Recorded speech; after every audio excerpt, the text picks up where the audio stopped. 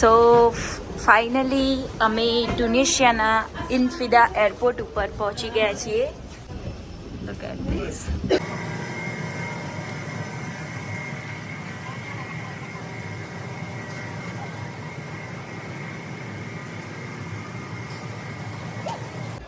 Hello, તો finally અમે એન્ફિડા Hamad airport પર આવી ગયા છે ટ્યુનિશિયા. અને અમે ઓલરેડી અહીંયા એરપોર્ટથી અમારે જે રિસોર્ટ છે ત્યાંની ટેક્સી બસ બુક કરી હતી, જે ઇઝીજેટની વેબસાઇટ ઉપર જ હોય છે. ત્યાંથી પિકઅપ અને ડ્રોપની સર્વિસ પણ આપે છે આ લોકો. તો જ્યારે અમે નીચે આવ્યા ત્યારે એની ઇઝીજેટની એમ્પ્લોય અમને કીધું કે તમારે જે બસ છે એ ઇઝીજેટ નંબર 1 અને બસ નંબર 1 છે, તો તમને તે તમારા રિસોર્ટ સુધી લઈ જશે. તો અમે હવે ચાલ્યા અમારા રિસોર્ટે. હવે અમારા રિસોર્ટ કેવો છે, ત્યાં કેવું બધું છે, બધું તમે ત્યાં જઈને બતાવું. આ રીતે બસ છે, જો અમારી સામે બ્રશ છે. જો અહીંયા મસ્ત સની વેધર છે અને પ્રોપર ઇન્ડિયા જેવું જ લાગે છે, એટલે કે જોડે એમ ઇન્ડિયામાં આવી ગયા હોય ને એવું જ દેખાય અમને. અને સારો એવો સન છે, એટલે અમે યુકે -ડિગ્રી ટેમ્પરેચરમાંથી અહીંયા ડાયરેક્ટ 22 સમથિંગ ટેમ્પરેચરમાં આવી ગયા છીએ. તો એકદમ મસ્ત સની ડેઝ છે. તો સો અમે ફાઇનલી અમારી હોટલ રિવેરા, અમારો રિસોર્ટનું નામ છે તે હોટલ રિવેરા ઉપર આવી ગયા છીએ. અમને બસે ડ્રોપ કરી દીધા છે અમારા રિસોર્ટમાં. તો તમે જુઓ અમારી હજી તો આનો જે ફ્રન્ટ લોકેશન છે એ તમને બતાવું છું. સામે દેવો.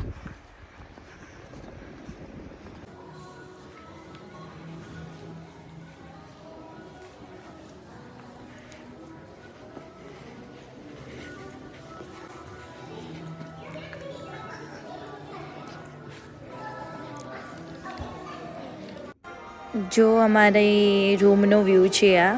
અમારો ફાઇનલી અમે રૂમમાં આવી ગયા ને અમારો રૂમનો વ્યૂ આવો છે.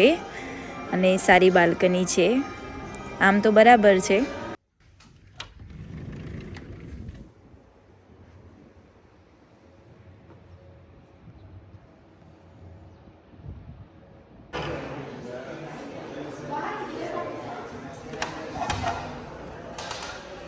હલો,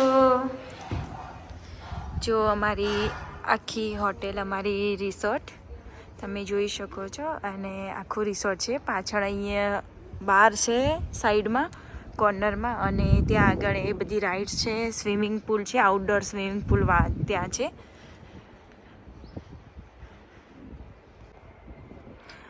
અને આખી અમારી રિવેરા હોટલનો આખો વ્યૂ છે.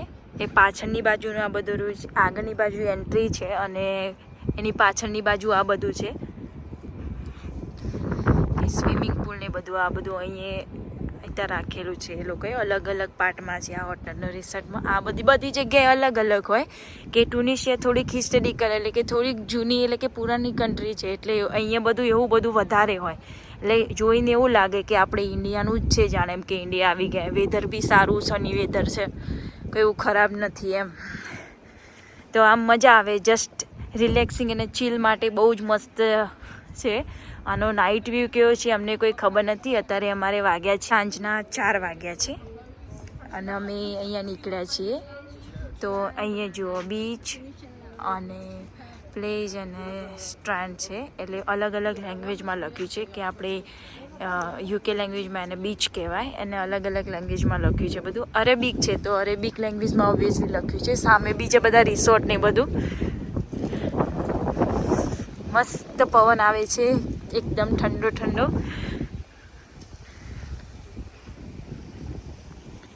Good vibes.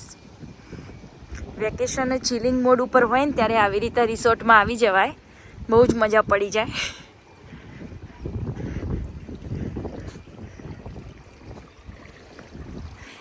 અમે ટ્યુનિશિયાના કોન્તઈ રિજિયનમાં છીએ, એટલે કે અલગ અલગ રિજિયન પડે છે. સોહસ, કોન્તઈ, એવી રીતે બધા અલગ અલગ રિજિયન છે. અને અમે અહીંથી જ બધું ટ્રાવેલ કરીશું કે માર્કેટ છે કે શું છે બધું. હાલ તો અમે એક્સપ્લોર કરીએ છીએ પહેલાં કે એમાં રિસોર્ટનું બધું કેવું છે, એનું કયા પાર્ટમાં શું આવેલું છે, એની ફેસિલિટી શું શું છે, એ બધું કરીએ. અને પહેલી જ વાર અમે પહેલાં રૂમમાં ગયા તો વાઈફાઈનું પાસવર્ડ જ ના મળે. તો નીચે પાછા રિસેપ્શને આવ્યા, વાઈફાઈનો પાસવર્ડ લીધો અને આ લોકોનું કંઈક અલગ જ છે, બધા રિલેક્સિંગ અને ચીલ માઇન્ડના છે. તો એ લોકોને કંઈ પડી જ નહીં કે તમે શું કરો છો. એટલે લાગી થોડું અલગ છે. ટર્કી ગયા હતા ત્યાંની ફેસિલિટી અલગ હતી અને આ લોકોની ફેસિલિટી અલગ છે. But obviously A 5 star restaurant હતી, મીન્સ કે 5 સ્ટાર હોટેલ હતી અમારી, અને અહીં અમારી 4 સ્ટાર હોટેલ છે. આ મને કોઈ આઈડિયા નહોતો કે હોટેલ એવી હશે, બટ એકચ્યુઅલી સારી છે. It's not bad. બટ આમની થોડીક બધાની ફેસિલિટી અને બધાનું રૂલ્સ એન્ડ રેગ્યુલેશન અલગ જ હોય. એટલે ચલો એન્જોય કરીએ. જો આ અહીંયા બાર છે અને આ બધાનું બાર એટલે કે બધા સીટિંગ છે અને નીચે નાઇટ ક્લબ છે. તો નાઇટ ક્લબમાં તો અમે આજે જઈશું તો ખબર પડશે કે કેવું છે. પણ અમારો આખો બાર અહીંયા છે.